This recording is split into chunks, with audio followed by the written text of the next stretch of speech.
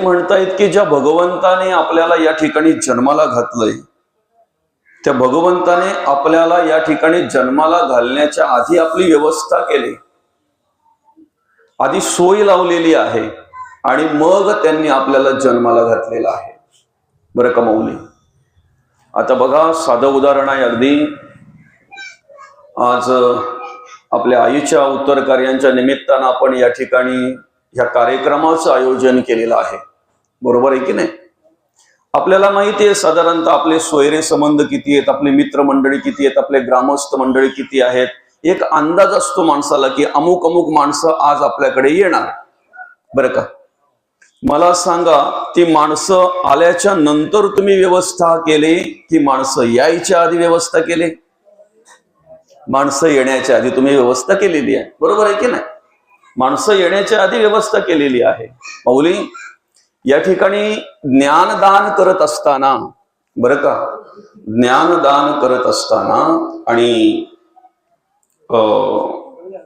या ठिकाणी आपण प्रवचन आयोजित केलेलं आहे, नाही का? ज्ञानदान घडावं या निमित्तानं आपल्याला माहिती आहे किती माणसं या ठिकाणी येणार आहेत। त्या माणसांची व्यवस्था, बसण्याची व्यवस्था त्यांना येण्याच्या आधी आपण केली। मला इथे येण्याच्या आधी हे सगळं व्यासपीठ तयार आहे, सगळ्या अंथऱ्या टाकून तयार आहेत, बाजूला खुर्च्या लावलेल्या आहेत, बरं का?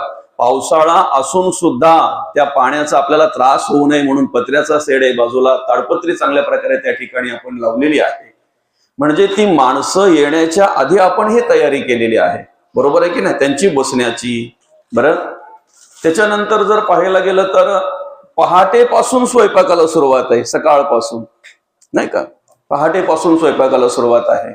म्हणजे ती माणसं येण्याच्या आधी अन्नदान करायचं आपल्याला, मग त्या अन्नदानाची सुद्धा तयारी आपण अगोदर केलेली आहे, अगोदर ती अन्नदानाची तयारी केलेली आहे। मग संत म्हणतात की अरे, साधं उदाहरण आहे, तुमच्याकडे येणारी जी माणसं आहेत, जे पाहुणे आहेत, त्यांना येण्याच्या आधी जर तुम्ही तयारी केलेली आहे तर मला सांगा, भगवंताने तुम्हाला या ठिकाणी जन्माला घालण्याच्या आधी तुमची तयारी केली नसेल का? नाही का? तुमची सोय केली नसेल का? भगवंताने आपल्याला या ठिकाणी जन्माला घालण्याच्या आधी सोय केलेली आहे, बरं का? आणि खरं तर जन्माला घालण्यासाठी सुद्धा सामर्थ्य कोणाचं आहे? भगवंताचं, देवाचं। जन्माला आल्यानंतर सुद्धा आम्हाला कोण सांभाळतोय? तोच देव, तोच पांडुरंग परमात्मा, तोच भगवंत आम्हाला सांभाळत असतो, बरोबर आहे की नाही? मग तो भगवंत आम्हाला कशा प्रकारे सांभाळतोय याचं उदाहरण देत असताना, याचा दृष्टांत देत असताना, बरं का, हे समजवून सांगत असताना माऊली म्हणतात, किंबहुना धनुर्धरा जो मातेची ये उदरा, तो मातेचा सोयरा केतुला पा। आईच्या पोटी जन्माला येणारं प्रत्येक बाळ आईला आवडत असतंय, आलं लक्षात ना? आईच्या पोटी येणारं प्रत्येक बाळ आईला आवडत असतंय। उलट अर्थी सांगू का, ज्ञानी तर आवडतो, एखादा जर ज्ञानी असेल ना आईचा मुलगा, तर तो आवडतो, पण अज्ञानी त्यापेक्षा जास्त आवडतो। कारण काय? ज्ञानावर प्रेम करणारे सगळेच असतात, अज्ञानावर प्रेम करणारे कमी असतात। दुसरं सांगू का दादा, शरीराने जो व्यवस्थित आहे ना, तो सर्वांनाच आवडत असतो, त्याच्यावर आई प्रेम करतेच करते। पण एखादा जर शरीराने अपंग असेल तर उलट अर्थी त्याच्यावर आई विशेष प्रेम करत असते, कारण आईला माहिती आहे याच्यावर प्रेम करणारे अनेक आहेत, पण जो शरीराने अपंग आहे ना, त्याच्यावर प्रेम करणारे कमी आहेत। माझंही प्रेम कमी होता कामा नये, बरं का? जो जगाला आवडतो ना, त्याच्यावर प्रेम तर आई करतेच करते, पण जो जगाला ना आवडता असतो त्याच्यावर सुद्धा आई प्रेम करते, त्याला सुद्धा माया लावते। किंबहुना धनुर्धरा जो मातेची आई उदरा, तो मातेचा सोयरा केतुला पा। बरं का? मग भगवंत म्हणतात, तेवी मी तया जैसे असती तैसी या, कळी काळ नकोनिया घेतला पट्टा। रवी तरी माझी या भक्ता, आणि संसाराची चिंता काय, समर्थाची कांता कोरांड मागे। काय भगवंत त्या पद्धतीने आपल्या सर्वांचं रक्षण करत असतात, सर्वांना सांभाळत असतात। माऊली, जे प्रवचन श्रवण करतात, जे कीर्तन श्रवण करतात, जे पांडुरंग परमात्म्याचं नामस्मरण करतात, जे भगवंताची सेवा करतात, परमार्थ करतात, देव कार्य करतात, धर्म कार्य करतात, त्यांची तर तो देव सेवा करतोच करतो, पण जे काहीच करत नाही ना त्यांची सुद्धा तोच देव सेवा करत असतो. जसं आईला सर्व मुलं आवडतात की नाही, आईला सर्व मुलं आवडतात की नाही, तसं भगवंताला सुद्धा आपण सर्व आवडते असतो, सर्व आवडते असतो. आणि म्हणून आम्ही काय केलं पाहिजे, देवाच्या चरणी चित्त अर्पण केलं पाहिजे, देवाला चित्त दिलं पाहिजे. बरं का माऊली, जर चित्त अर्पण केलं तर या जन्म मृत्यूच्या रहाडगाड्यातून भगवंत आम्हाला सोडविणार आहेत. या संसारूपी भवसागरामध्ये भगवंत आम्हाला तारण्यासाठी सामर्थ्य देणार आहेत. असो, या ठिकाणी ज्या निमित्तानं आपण ही प्रवचन सेवा आयोजित केलेली आहे, आपल्या या मुरबाड तालुक्यातील आणि हे बोरगाव शिंदीपाडा आणि बोरगाव मधील हे वारघडे परिवार, वारघडे परिवाराच्या मातोश्री हरिभक्त परायण कैलासवासी निर्मला मुकुंद वारघडे आईसाहेबांना मंगळवार दिनांक 4 ऑगस्ट 2024 रोजी देवाज्ञा झाली. त्यांचं वृद्धापकाळाने निधन झालं आणि या ठिकाणी आज त्यांच्या उत्तर कार्यांच्या निमित्तानं आपण ही प्रवचन सेवा आयोजित केलेली आहे. आईसाहेबांच्या पश्चात आईसाहेबांची मुलं असतील, अर्थात श्री दीपक मुकुंद वारघडे, श्री संजय मुकुंद वारघडे. आईसाहेबांच्या मुली असतील माधुरी मुकुंद माळी, जनाबाई मुकुंद वारघडे. त्याचप्रमाणे आईसाहेबांचे दीर असतील श्री सखाराम धाऊ वारघडे, श्री सीताराम धाऊ वारघडे, श्री विठ्ठल धाऊ वारघडे, श्री तानाजी धाऊ वारघडे, श्री वसंत धाऊ वारघडे, श्री मधुकर मंगल वारघडे. त्याचप्रमाणे आईसाहेबांचे पुतणे असतील श्री अशोक लहू वारघडे, रवींद्र बाळकृष्ण वारघडे, श्री श्याम शनिवार वारघडे, श्री किरण मुकुंद माळी नातू. त्याचप्रमाणे हा संपूर्ण वारघडे परिवार, मित्र परिवार, आप्तेष्ट आणि ग्रामस्थ मंडळी. आपल्याला माहिती आहे या ठिकाणी या वारघडे परिवाराचे पिताश्री अर्थात आपले बाबा 5 जून 2024 रोजी तुम्हा आम्हाला सोडून गेलं. त्यांचं सुद्धा वृद्धापकाळाने निधन झालं आणि त्या वडिलांच्या अर्थात पितृक्षेत्र हरपल्याच्या दुःखातून कुठे हे परिवार सावरतय नाही का. कारण आई आणि वडील आपल्या आयुष्यातले असे दैवत आहेत की त्यांना आपण कधीही विसरू शकत नाही. कधीही म्हणजे आपल्या मृत्यूपर्यंत विसरू शकत नाही. आपल्या शेवटच्या श्वासापर्यंत आपण त्यांना विसरू शकत नाही. म्हणून शेवटच्या श्वासापर्यंत विसरू शकत नाही. आणि म्हणून बाबा गेले, बाबांचं दुःख या परिवाराला होतच होतं. त्या दुःखातून कुठे सावरतात तर आईचं जाणं झालं, मातृक्षेत्र हरपलं गेलं. जवळजवळ आईची वयाच्या 82व्या वर्षी आईने तुमचा आमचा निरोप घेतला. अतिशय चांगल्या प्रकारे कार्य ह्या उभयतांनी केलं. शेतकरी होते, कबाड कष्ट केले, घाम गाळला, मेहनत केली, आपल्या मुलांना चांगल्या प्रकारे शिक्षण दिलं, त्यांचं संगोपन केलं, त्यांना सांभाळलं आणि चांगल्या प्रकारे संस्कार मुलांवर केले. आज 4ही मुलं समाजामध्ये अतिशय चांगल्या प्रकारे कार्य करतायत. आमचे या ठिकाणी आई साहेबांचे मोठे मुलगा असेल दीपक काका, दीपक दादा असतील, त्याचप्रमाणे सरजी या ठिकाणी बसलेले आहेत, संजय सर. अशा प्रकारे यांचं कार्य अतिशय चांगल्या प्रकारे आपल्याला पाहायला मिळत आहे. आणि माऊली तुमच्या आमच्याकडे जे चांगले गुण पाहायला मिळतात की नाही, चांगले विचार पाहायला मिळतात की नाही, ही आपल्या आई वडिलांनी विचारांची दिलेली सर्वात मोठी देणगी असते. बरं का, सगळ्यात मोठी श्रीमंती असते. आणि म्हणून आमच्या आई वडिलांनी आमच्यासाठी काय कमवून ठेवलं हे जर जगाला दाखवायचं असेल तर आपल्या कर्माचरणातून दाखवा. पैसा, अडका, साधन संपत्ती सगळेच दाखवतात, न दाखवता समजते लोकांना. पण माझ्या आई वडिलांनी मला काय श्रीमंती दिलेली आहे, आपल्या आई वडिलांनी आपल्याला कुठल्या प्रकारची श्रीमंती दिलेली आहे, ती श्रीमंती जर आपल्याला खऱ्या अर्थानं दर्शन घडवायचं असेल तर ते संस्कार, ती संस्कृती आणि ते विचार जपण्याचं काम करा. आपल्या कर्माचरणातून आम्ही किती श्रीमंत आहोत, गुणांनी, विचारांनी आणि कर्माने हे जगाला दाखवता आलं पाहिजे, बरं का. आणि म्हणून मी म्हणेन, या ठिकाणी कार्य करत असताना आईने अतिशय चांगल्या प्रकारे या मुलांवर संस्कार केले, त्यांचं संगोपन केलं, काबाड कष्ट केले, मेहनत घेतली, प्रामाणिकपणे कार्य केलं, स्वाभिमानाने जगले बाबा पण आणि आई पण. आणि या ठिकाणी वृद्धापकाळाने खऱ्या अर्थानं आईसाहेबांचं निधन झालं, देहावसन झालं. आपल्याच गावातील सन्माननीय श्री पुंडलिक दादा कराळे यांनी संपर्क केला, त्याचप्रमाणे आमचे वारघडे परिवार यांनी संपर्क केला. आणि आता मी आल्यानंतर मला आपल्या गावचे सरपंच घ्यायला आले होते, बळीराम काका तिथे घ्यायला आले होते. आपण सर्वांनी संपर्क केला, बरं का. आणि म्हणून या ठिकाणी आज या आईसाहेबांच्या मातोश्रींच्या उत्तर कार्यांच्या निमित्तानं सेवा करण्याचं भाग्य लाभलं. सेवेच्या योगाने तुमचं सगळ्यांचं दर्शन होतंय.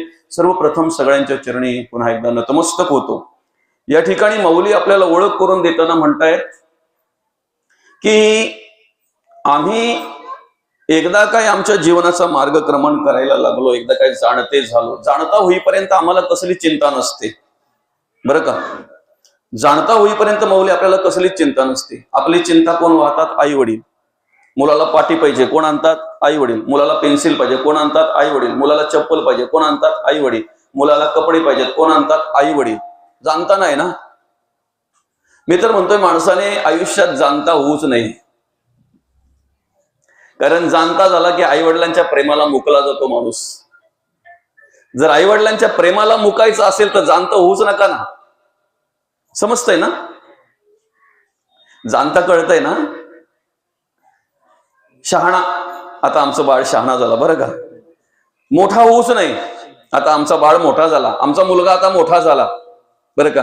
कधीतरी आपली ओळख करून देताना आपले आई वडील जर बोललेत ना की आता आमचा बाळ मोठा झाला, बरं का, आता आमचा मुलगा मोठा झाला, बरं का, आपण मनामध्ये विचार करायचंय, आपण कितीही जरी मोठे झालो तरी आई वडिलांपेक्षा कधीच मोठे होऊ शकत नाही. होऊ शकतो का? नाही होऊ शकत माऊली. कितीही मोठे व्हा तुम्ही, आई वडिलांपेक्षा मोठे नाही होऊ शकत, आपण नाही होऊ शकत. आणि म्हणून एक विचार करायला पाहिजे, आपण एक विचार करायला हवा की जेव्हापासून आपण जाणते झालो, मोठे झालो, तेव्हापासून आपल्याकडे आपल्याच जगण्या वागण्याची चिंता आली. चिंता कुठून आली आपल्याकडे? नाही का, मला हे पाहिजे, मला ते पाहिजे, मला असं पाहिजे, मला तसं पाहिजे. आणि मग काय होतंय माऊली, माणसाच्या आजूबाजूच्या वातावरणाप्रमाणे माणूस राहायला जगायला पाहतो. त्याचे मित्र कसे आहेत त्याप्रमाणे तो वागायला जगायला पाहतो, त्याचे नातेवाईक कसे आहेत त्याप्रमाणे तो वागायला जगायला पाहतो. आणि मग काय होतंय माहितीये का, परिस्थिती नसताना उपद्व्याप करून बसतो. आता सगळंच काही तुम्हाला सांगायची गरज नाही. काही वेळेला त्याची परिस्थितीही नसते, पण मित्रांबरोबर राहायचं म्हणून तो तसं जगायला पाहतो, वागायला पाहतो. त्याची परिस्थिती नसते, पण नातेवाईकांप्रमाणे राहायचं, सोयऱ्यांप्रमाणे राहायचं, बरं का, आजूबाजूला शेजारी आहेत त्याप्रमाणे राहायचं म्हणून तो त्याप्रमाणे वागायला जगायला पाहतो. पण मग काय होतंय माहितीये का, त्याच्याने तो विचारग्रस्त होतो, त्याच्याने काही वेळेला त्याला दुःख प्राप्त होत असते माऊली, दुःख प्राप्त होत असते, बरं का. आता मला सांगा, पोट सर्वांनाच आहे, सांगू का? ज्याला डोळा नसेल त्याला पण पोट आहे, ज्याला एखादा कान नसेल त्याला पण पोट आहे, ज्याला एखादा हात नसेल, पाय नसेल त्याला पण पोट आहे. पोट सर्वांनाच आहे. आणि सगळ्यांना चिंता कसली आहे? पोट भरायची चिंता आहे, बरोबर आहे की नाही? तुमची आमची चिंता एकच ना माऊली, पोट भरायची चिंता आहे प्रत्येकाला. सकाळपासून संध्याकाळपर्यंत जो माणूस धावपळ करतो तो कशासाठी करतो बरं? टीजवर पोट भरावं म्हणून. आता अतिशय साधं उदाहरण सांगतो बघा, पंचपक्वान्न खाऊन पण पोट भरतंय आणि चटणी भाकरी खाऊन पण पोट भरतंय, बरोबर आहे की नाही? चटणी भाकरी खाऊन पण पोट भरतंय आणि पंचपक्वान्न खाऊन पण पोट भरतंय.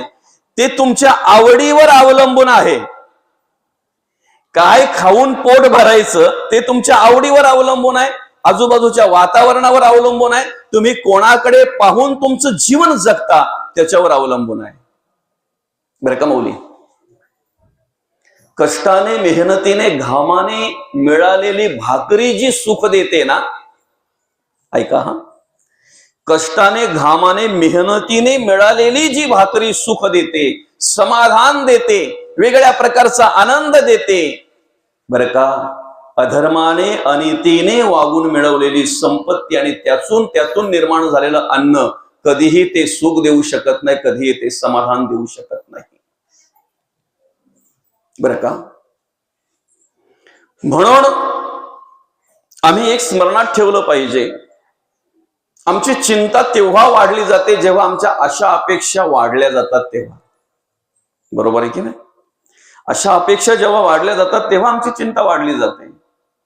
जुन्या माणसांची म्हण होती, अंथरूण पाहून काय पाय पसरावे. बरोबर ना? अंथरूण पाहून पाय पसरावे. अंथरूण छोटा असेल आणि त्याने जर पाय मोठे पसरायचा प्रयत्न केला की आपण समजायचं कालांतराने याला दुःख झालंच समजा. पूर्वीच्या लोकांची श्रीमंती कोणती होती माहितीये का? पूर्वीच्या लोकांची श्रीमंती कोणती होती माहितीये? पूर्वीची लोक श्रीमंत त्यांना समजायची ज्याच्या दाराशी कधी कोणी आला नाही. काय भले तो झोपडीत राहत असेल, भले त्याचं घर जसं असेल तसं असेल, चटणी भाकरी खात असेल, काही फरक पडत नाही, पण तो स्वाभिमानात सांगायचा असं जगलोय, असा स्वाभिमानात जगलोय ना, आतापर्यंत दाराशी कोणी येऊ दिलं नाही. तशी आली पाहिजेत लोक, चहा प्यायला, जेवण करायला, विचारपूस करायला तशी लोक आली पाहिजेत. पण दाराशी येऊ दिला ना याचा अर्थ काय माहितीये का? मी घेऊन कोणाचे बुडवलेत, मी घेऊन कोणाला शब्द देऊन आणि फसविलाय, असा एकही दिवस नाही, असा एकही माणूस नाही. त्यांना श्रीमंत म्हणायचे, त्यांना श्रीमंत म्हणायचे. आणि म्हणून मग आपण एक विचार केला पाहिजे की ही उपद्व्याप आपण केव्हा करत असतो माहितीये का? जेव्हा आपण विसरतो ज्या भगवंताने आम्हाला या ठिकाणी जन्माला घातलंय तो भगवंत आम्हाला सांभाळतोय, तो देव आम्हाला सर्व काही देत असतोय. मग त्या ठिकाणी एक जाणीव करून देत असताना माऊली म्हणतात, ज्याप्रमाणे आईला आपली सर्व मुलं आवडत असतात त्याप्रमाणे देवाला सुद्धा या ठिकाणी जन्माला घातलेले सगळे जीव आवडते आहेत, सगळे जीव आवडतेत. माऊली मी माणूसच नाही म्हटलो, मी माणूसच म्हटलो नाही, सगळे जीव आवडते आहेत. आणि सगळ्या जीवांची व्यवस्था देवाने या ठिकाणी जन्माला घालण्याच्या आधी केलेली आहे. देवपूजा करणारा, देवाचं नामस्मरण करणारा, धर्मकार्य देवकार्य करणारा माणूस जेवढा देवाला आवडतोय ना, काहीही न करणारा सुद्धा तेवढाच आवडतोय. केव्हा? जेव्हा त्याच्याकडच्या वाईट गुणांचा तो त्याग करतो तेव्हा. भगवंत काय म्हणतात माहितीये का? आपला जीव वगैरे राहू द्या बाजूला, माणसाचाच विचार केला ना, संत म्हणतात कुठलाच माणूस वाईट नाही, कुठलाच माणूस वाईट नाही. बरं का? जसं आपण म्हणतो की नाही, प्रत्येक दगडात देव आहे. व्यवस्थित ऐका हा, काय म्हणतो आपण? प्रत्येक दगडात देव आहे. फक्त टाकीने खपली फोडून त्याचा देव घडवणारा पाहिजे, तो कारागीर पाहिजे, तो मूर्तिकार भेटला पाहिजे. प्रत्येक दगडात देव आहे माऊली. बरं का? जसं एकदा मूर्तिकाराच्या हाताला दगड लागला की मग त्याचं काय होतंय बरं? त्याला देव पण येतंय. बरं का? त्याला देव पण येतंय, त्याचा देवाची मूर्ती तयार झाली जाते त्याची. तसं आम्हाला सुद्धा आमच्या आयुष्यामध्ये जर गुरूंची कृपा झाली, संतांची कृपा झाली, तर खऱ्या अर्थानं त्या ठिकाणी आम्हाला सुद्धा देवपण प्राप्त होत असते. आम्हाला सुद्धा त्या ठिकाणी नाही का बसल्या जागेवर देवत्व प्राप्त होत असते. फक्त आम्ही काय केलं पाहिजे? गुरूंच्या चरणी नतमस्तक झालो पाहिजे, गुरूंच्या मार्गदर्शनावर आमचा विश्वास पाहिजे, त्याप्रमाणे जगण्या वागण्याचा प्रयत्न केला पाहिजे माऊली. बरं का? आम्हाला एक लहानपणी म्हण होती शाळेमध्ये, टाकीचे घाव सोसल्याशिवाय देवपण येत नाही. प्रत्येक दगडात देव आहे माऊली, प्रत्येक दगडात देव आहे. फक्त त्या दगडाने टाकीचे घाव सोसले पाहिजेत. बरं का? आता बघा, बाजूबाजूलाच असलेले दोन दगड, एक दगड मूर्तिकाराने घेतला, मोठ्या आकाराचा असल्या कारणाने त्या मूर्तिकाराने ठरवलं की आपण याच जागेवर बसून का नाही याची मूर्ती घडवावी. बरं का? आणि त्या ठिकाणी बसून त्या मूर्तिकाराने, जागाही चांगली असल्यामुळे त्या दगडाची मूर्ती घडवण्याचा प्रयत्न केला किंवा घडवायला सुरुवात केली. ज्या वेळेला तो मूर्तिकार टाकीने एक एक खपली फोडत होता ना, त्या दगडाची एक एक भाग तो काढत होता ना, त्यावेळेला त्या दगडाला खूप दुःख होत होतं. ऐका हा, खूप दुःख होत होतं, खूप वेदना होत होत्या. बाजूचा दगड त्याची मजा पाहत होता, बाजूचा दगड त्याची मजा पाहत होता. किती रे त्रास आहे याला, किती रे दुःख आहे याला, काय काय सहन करावं लागतंय, किती खपल्या काढायला घेतल्या त्याच्या. चिनीचे हातोड्याचे फटक्यावर फटके चालू आहेत बरं का. पण माऊली जेव्हा त्या दगडाची मूर्ती तयार झाली ना, तेव्हा त्या मूर्तीची स्थापना एका मंदिरामध्ये करण्यात आली बरं का. मंदिरामध्ये मूर्तीची स्थापना केल्यानंतर मग सगळे विचार करायला लागले की एवढी छान मूर्ती आहे, एवढं छान स्थापना झालेली आहे. बऱ्याचशा ठिकाणी, ज्या ठिकाणी आपण स्थापना करतो त्या ठिकाणी नारळ फोडत नाहीत, बरोबर आहे ना, आपण बाजूला फोडतो. बऱ्याचशा मंदिरांमध्ये असं असतं. आणि म्हणून मग ग्रामस्थ विचार करायला लागले की नारळ फोडायला एक दगड पाहिजे. समजलं काय? त्या दगडाच्या बाजूचा दगड त्यांना आठवला, त्यांनी आणून नारळ फोडायला ठेवला बरं का. बाहेर राहून तो दगड विचार करायला लागला की माझ्याच जोडीचा आतमध्ये बसलाय, येणारा जाणारा त्याला नतमस्तक होतो, प्रार्थना करतोय, नामस्मरण करतोय, नवस करतोय, दुधाने अभिषेक करतोय त्याच्यावर, चांगल्या चांगल्या प्रकारचे हार, चांगल्या चांगल्या प्रकारचं नैवेद्य, चांगल्या चांगल्या प्रकारची फळं, आणि सगळं झालं की जो उठतो सुटतो तो माझ्यावरच नारळ फोडतो. दादा, टाकीचे घाव सोसल्याशिवाय देव पण येत नाही बरं का. परमार्थ करत असताना, धर्म कार्य करत असताना कदाचित आपल्याला असं वाटत असेल की जे काहीच करत नाही ते मजा करतात, आणि दुःख आम्हालाच का, प्रसंग आम्हालाच का, त्रास आम्हालाच का. आपण स्मरणात ठेवायचं, टाकीचे घाव सोसल्याशिवाय देव पण येत नाही. तक्रारी आपण करतोय बरं का. ज्या देवाचा राज्याभिषेक होणार आहे उद्या, सगळ्या प्रकारची तयारी केलेली आहे, त्या देवाला 14 वर्ष वनवासाला जावं लागलं.